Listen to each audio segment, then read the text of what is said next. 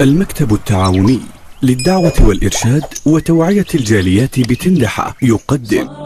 قلمي يشاركني الكلام يشاطرني المحبة والهيام وينثر شعره درا مضيئا لصحب طيبين هناك بسم اللہ والحمدللہ والصلاة والسلام علی رسول اللہ اما بعد۔ محترم بھائی اور دوستو، محرم یہ ہجری سال کا پہلا مہینہ ہے۔ اس مہینے کی بڑی فضیلت ہے اور اس کی بڑی اہمیت ہے۔ ہم سب جانتے ہیں کہ اس مہینے میں 10ویں تاریخ کو یعنی عاشوراء کو روزہ رکھنا اس کی بڑی فضیلت آئی ہوئی ہے۔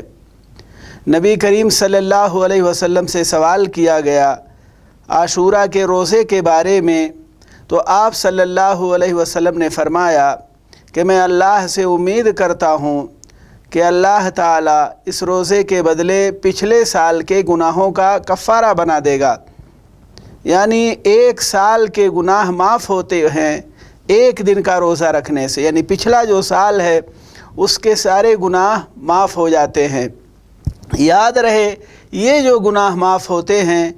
وہ یہ چھوٹے گناہ ہیں، لیکن کبیرہ گناہ، بڑے گناہ یہ بغیر توبہ کے معاف نہیں کیے جاتے۔ میں آج کی مجلس میں اس کی مناسبت بتاؤں۔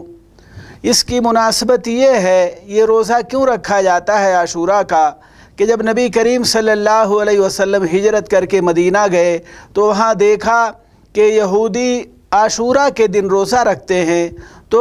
نبی کریم صلی اللہ علیہ وسلم نے ان سے سوال کیا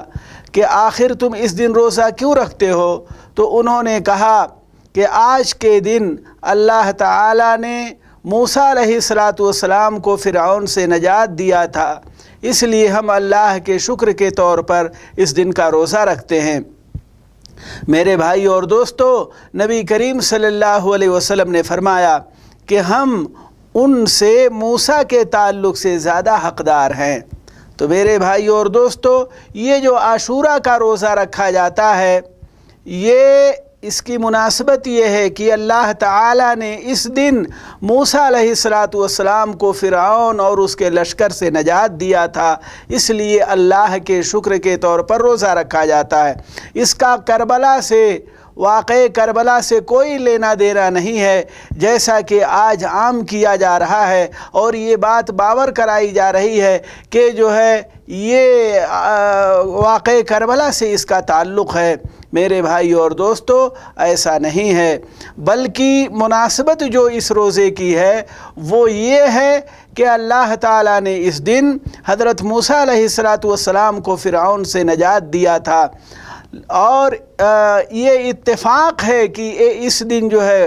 کربلا کا واقعہ بھی پیش آیا، لیکن کربلا کی وجہ سے کوئی جو ہے ایسی عبادت یا ایسی کوئی چیز ثابت نہیں ہے جو کی جائے، اس لیے کہ اسلام میں اور بھی بہت ساری شہادتیں ہیں جو کربلا سے کم نہیں ہیں۔ حضرت عثمان غنی کا قتل، اور حضرت علی خود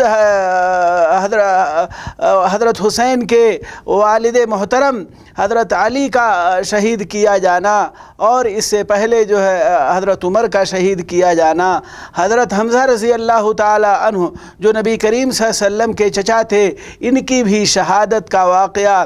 بہت المناک ہے۔ تو کہنے کی جو چیز ہے، کربلا کے علاوہ بھی اسلام میں بہت ساری شہادتیں ہوئی ہیں، لیکن ان کی وجہ سے اس دن کچھ کرنا یا اور جو ہے کوئی عبادت کرنا، کوئی عمل کرنا یہ ثابت نہیں ہے۔ تو میرے بھائی اور دوستو،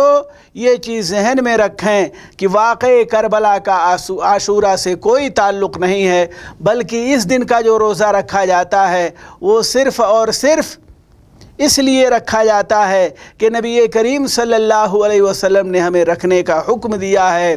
اور اس پر ابھارا ہے، اور اس کی جو مناسبت ہے وہ یہ ہے کہ اللہ تعالیٰ نے